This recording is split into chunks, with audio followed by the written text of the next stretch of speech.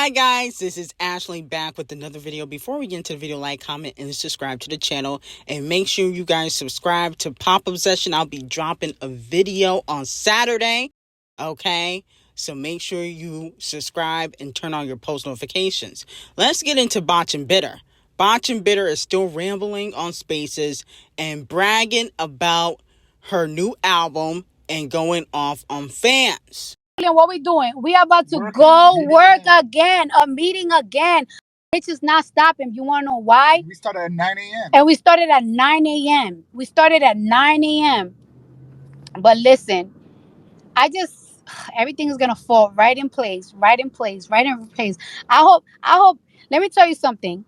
When do people get their income tax check? Around what time do people get their income tax? Do people still getting income tax checks? Like late January, February-ish. Yeah. Whatever y'all do, save at least $150. Put this to the side and be like, this $150 is all for Cardi album. Put your little income tax money to my album because I'm gonna give it to you great. We got options. We got options. Oh, and you see, now you're getting blocked because I don't want these motherfuckers to be like, oh, you obsessed. Hey, y'all tried me. I didn't try y'all. Y'all came for me. That's the thing I don't get. Like, How the how the fuck you talking about us? But if we respond to you talking about us, we the ones We're that's obsessed. obsessed. How that works? Mind you, this ain't got nothing to do with no artist, with no nothing. This is about Chop bothering me. Right. So I have to defend myself. So let me know how much y'all think Botch and Bitter is going to do first week. Considering that she been saying that the album's coming 2025 and she want the fans to take some of the money that they get from Section 8 and put it towards her album. She said $150, okay? I think that her theory is she's going to be copying Nicki Minaj and she going to have multiple different vinyls. You know how Nicki had like 4 different vinyls for her album? I think she's going to be copying the Nicki Minaj formula and doing that. And she's hoping that she can at least crack 100K. That's what I'm thinking. Okay, when she's talking about they have options, that means they got multiple different vinyls and CDs, and then also she probably got that payola package renewed so they can probably beat Nicki Minaj first week sales. Nicki Minaj did what, 228 first week? You know, they took 100K sales away. So I feel like they gonna have Botch and Bitter, or try to have Botch and Bitter do 250. I don't think she'll crack 3 ever. But 250 she might be able to do. Now, moving on to Doja Cat and Botch and Bitter, okay? Doja Cat and Botch and Bitter are the only 2 female rappers that have been named as the best dressed rappers in the game. So let's go through the list and see if you guys agree or disagree. They got A$AP the Colorist at number 1. Not really, okay? He only at number 1 because he is Riri's baby daddy. Let's keep it all the way 1,000.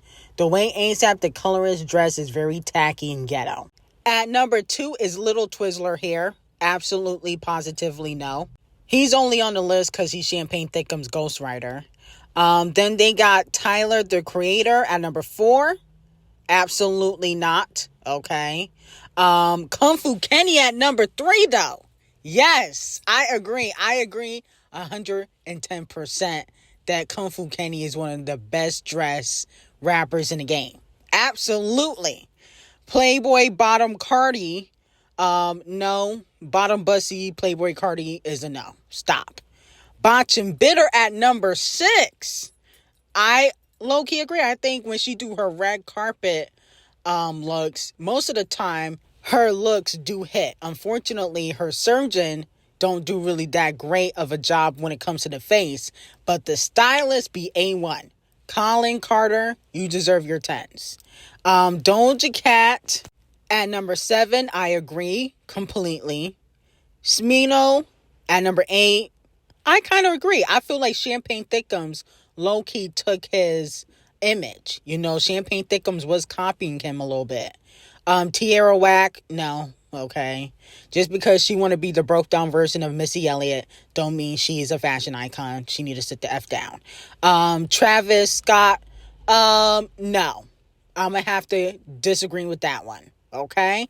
But I do agree with Kung Fu Kenny, Doja Cat, Shmino, and Botch and Bitter. The rest of y'all don't belong on the list. No shade. But let me know how y'all feel about it and if you guys believe that Doja Cat eventually could be a fashion icon in the future. Now, a producer is teasing Nicki Minaj new music, has posted about Nicki Minaj, the Hiatus album on Instagram, despite Nicki Minaj saying on Stationhead that, the Hiatus Deluxe album for Pink Friday 2 may not come out. Yes, and we are waiting on you on the 13th. Very excited to I don't see. know about that, Oh, oh but I'll no. get into that. But let's hear Nicki.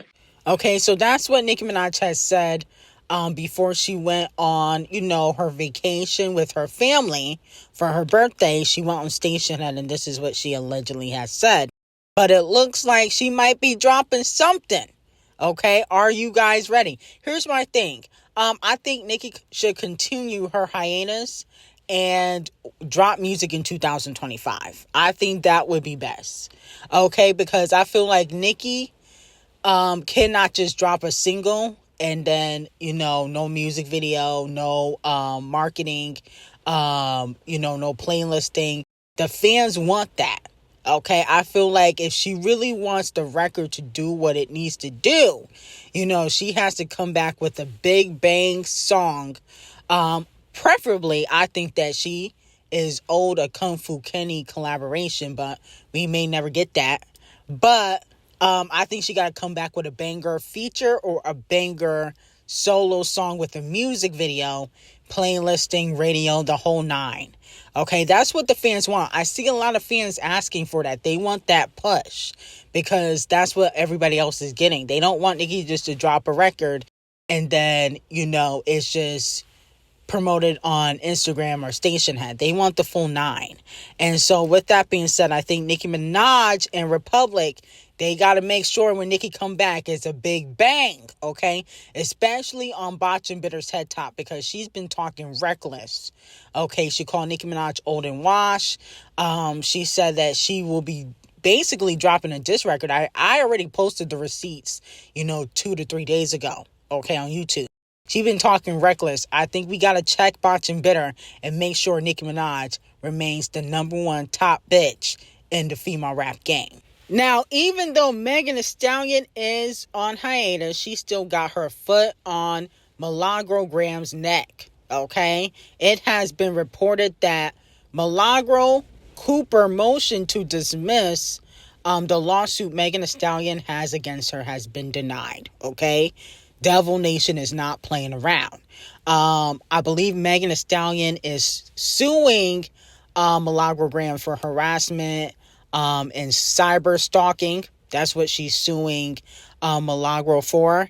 And on top of that, she has now added a new lawsuit to Milagro. I don't know if it's new, but that's what the fans are saying. According to these recent documents, Milagro is now being sued for defamation by Megan Thee Stallion, and fans are hoping that she loses everything. Wow. Wow, wow, wow. I'm like, defamation? Defamation of what? Okay? Now, let me know in the comments, do you believe that Milagro has defamed Megan Thee Stallion? I don't see how she has defamed Megan.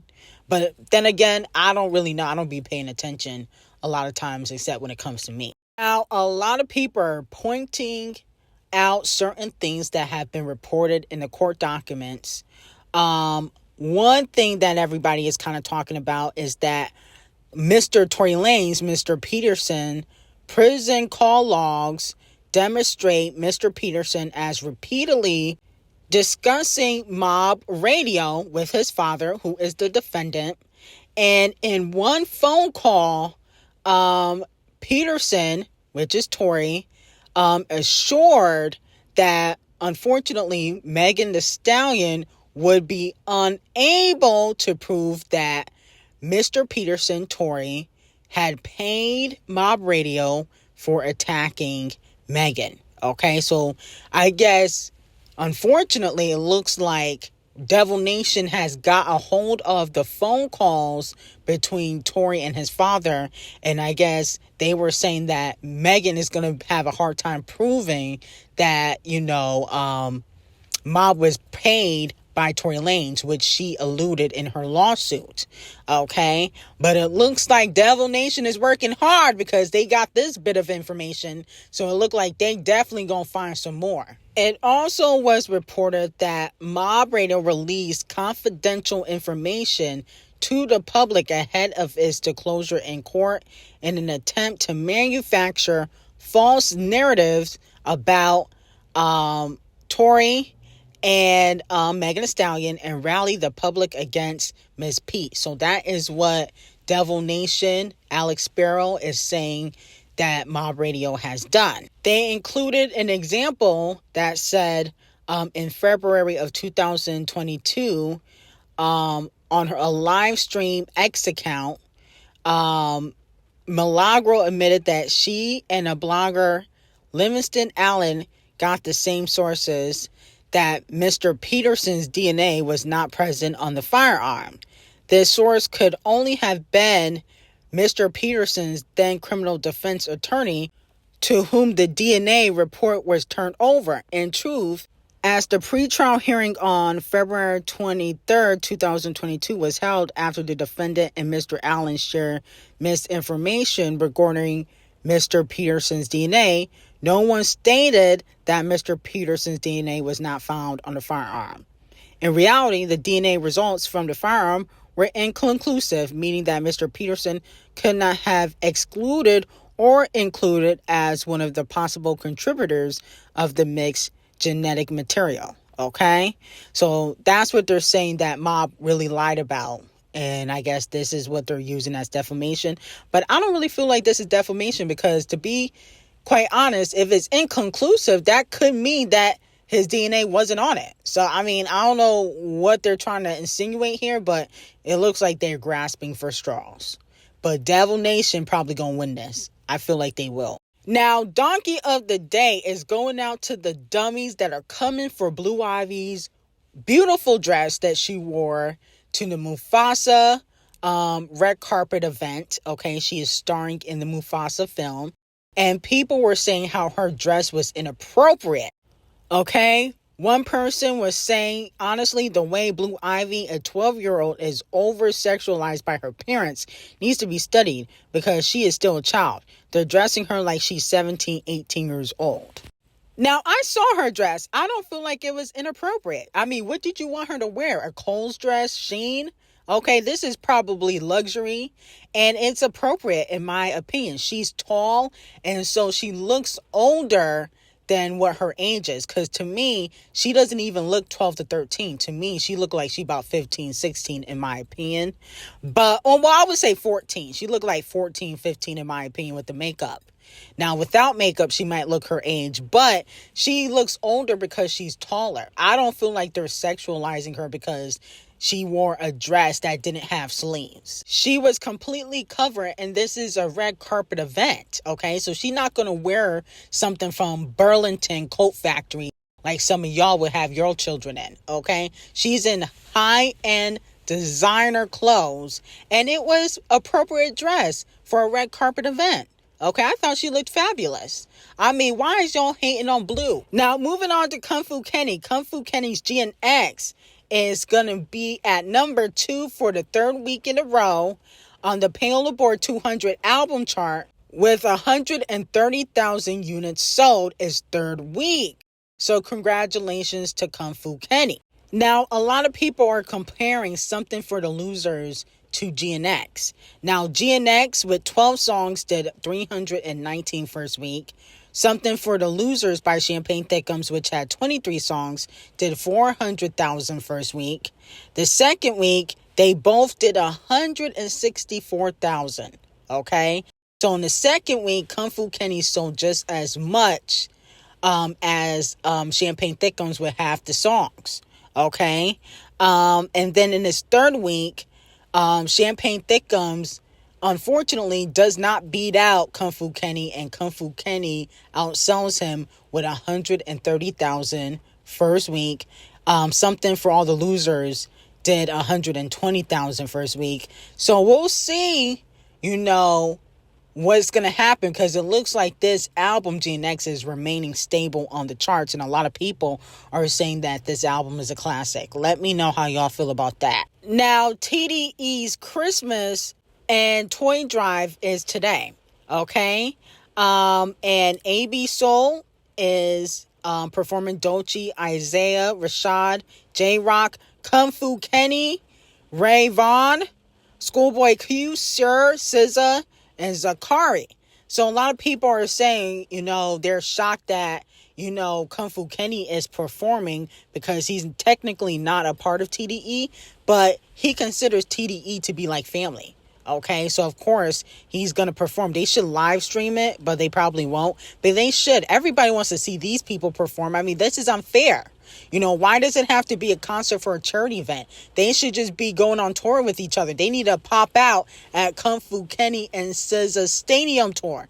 All these people need to pop out, especially Doechii. I think Doechii needs to open up for SZA and Kung Fu Kenny. No ifs, ands, or but. If I go there and SZA is not the opening act, we will all riot, okay? Because how you gonna have Doechii, one of the hottest female rappers out, not open up and she part of TDE?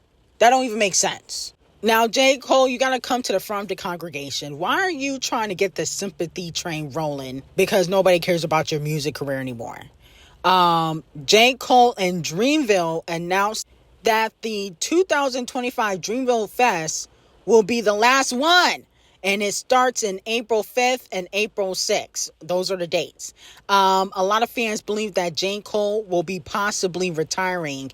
And that's why he announced that basically this will be the last Dreamville Fest. Okay? That he's alluding to his retirement.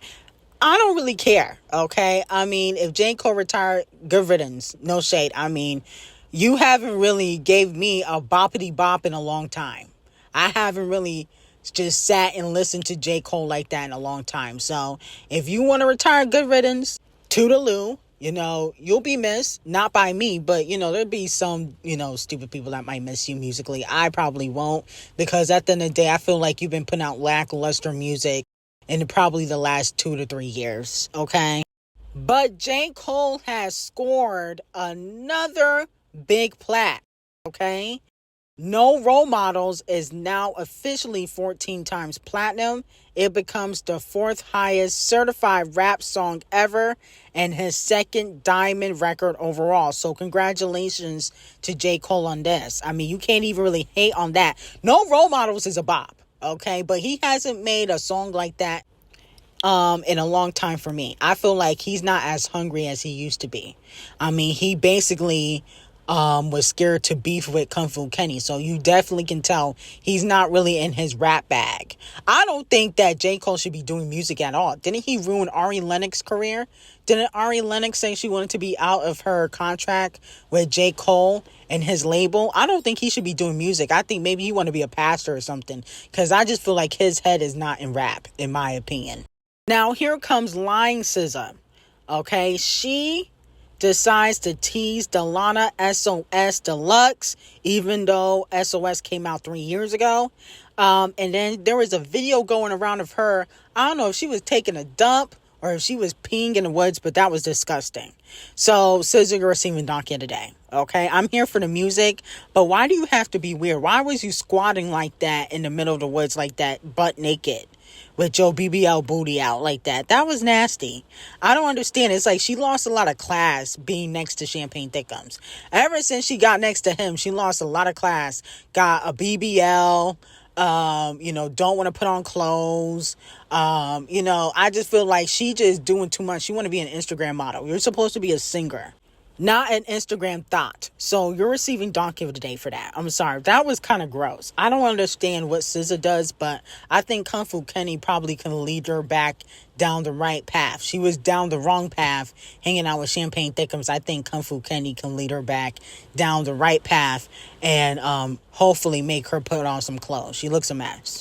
Now, moving on from that, Mob Radio claps back at Megan Thee Stallion's allegations, saying that she has been paid off by the short leprechaun man, Tory. She said, if I'm being accused of receiving payments from Tory, that is a lie, defamation. There is not a document that exists that shows or implies such. Anything to the contrary is also defamation, okay? So it looks like Mob Radio might be countersuing Megan for saying that, she was paid off by Tory. Let me know who you guys agree with, okay? And who do you think will win in court? Now, moving on from that, Commissioner of the NFL, Roger Goodell, speaks on Camel Face and the league's partnership with Devil Nation. He says, I'm aware of the allegations against Camel Face. The relationship is not changing, including our preparation for the next Super Bowl. So y'all hear that? He said he not turning his back on his favorite puppet. His friend and his partner in crime. He said, I think they're getting incredibly comfortable with not just the Super Bowl, but other events. They've advised us on and helped us with, social justice, okay, and other areas. They've been great partners and they've added a lot of value, okay? So Camel Face adds value, okay, to the NFL, and they are not turning their backs. Y'all thought y'all was gonna see Camel Face crumble, but it's not gonna happen now. Let me know how y'all feel about that. Now, me personally, I don't really care if Camel Face goes down or not, as long as Kung Fu Kenny is still performing at the 2025 Super Bowl, which it looks like he is. I don't give an F, okay? As long as the king of rap is still performing, that's all that I care about, okay? I don't care about Camel Face going down. I don't care about none of that, okay? Because nobody cares about Camel Face and his ugly wig.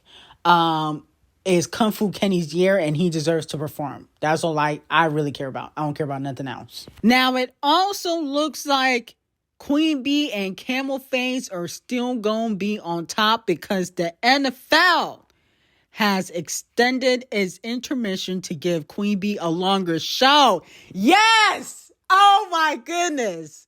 Wow. This is amazing. Even during the controversy, they said, no, we are making sure Queen Bee gets extended time. They said a typical NFL game halftime is around 12 to 15 minutes. But the league sources tell us that they have beefed it up. And Beyoncé takes the stage after the second quarter of the Houston Texans home matchup against the Baltimore Ravens on the 25th. Allegedly, they have, extended her time to 20 minutes. They said 20 to 25 minutes. They might as well just make it a half an hour or 45 minutes. Wouldn't y'all like a 45-minute Queen Bee show on Christmas? They should just make it 30 to 45 minutes. And while they at it, I'm sure Camel Face will talk to the board, but they need to extend Kung Fu Kenny's time too. Okay, while we at it, extend everybody's time. Okay, because I want Kung Fu Kenny to perform Not Like Us about 5 times. Okay, to really piss off the OV hoes. So, he's gonna at least need like 30 minutes. So they gotta extend Kung Fu Kenny's time as well. But I'm here for it. Y'all thought they was going down and they said, no, our favorite puppets, industry gatekeepers are still on top. Now, Remy Martin, okay, if you know who she is, she's a flop rapper who tried to take Nicki Minaj out, but she was a puppet the whole time. She put out the song Sheether, which, did nothing. But at the end of the day, she has posted Papoose messages on Instagram because she found out he was having an affair, which she probably already knew. The messages said, but that's okay. We're human beings. No human is going to be able to report their every move. You see nothing wrong with that. I guess a lady named Clarissa responded and said, "You take accountability. You are the one that's married. If you can't at least sleep on the phone with me or be with me in person, it shouldn't be a big deal to let me know you made it home safe or to communicate you fell asleep in the Sprinter, okay?" Now, here's my thing with Remy Ma. Weren't you sleeping with that battle rapper, Easy Captain or something like that? I mean, come on now. Remy, you really have no place to really talk. Y'all both was cheating on each other, okay? And, she wants Papoose out of her house, understandably. But, girl, at the end of the day, Papoose don't really work like that. Where he gonna go? Okay, he don't really work like that. And I feel like at the end of the day, y'all just need to separate or get a divorce legally, okay, with paperwork involved, and sell the house. Okay, y'all can go buy your merry business. At the end of the day, y'all both wrong. I'm not on Remy or Papoose side because they both was cheating. She got exposed last year. I mean, wasn't she getting exposed for sleeping with that battle rapper who looked like Papoose? So why are you mad that he wants some coochie elsewhere? You were cheating too. And then the side chick, Carissa Shields, she responded to Remy Ma putting, her and Papoose on blast. She said, "You can't be serious. You have 2 boyfriends." Remy Ma said that's what he told you. It don't matter if you got 2 or 1. You sleeping with somebody else, Remy. Okay? Dock yo today. Sit the F down, please. Okay? But anyway, I got some very hot tea on Patreon, especially on the CEO of United Health. That's on Patreon. Link will be in the description. And have a great day.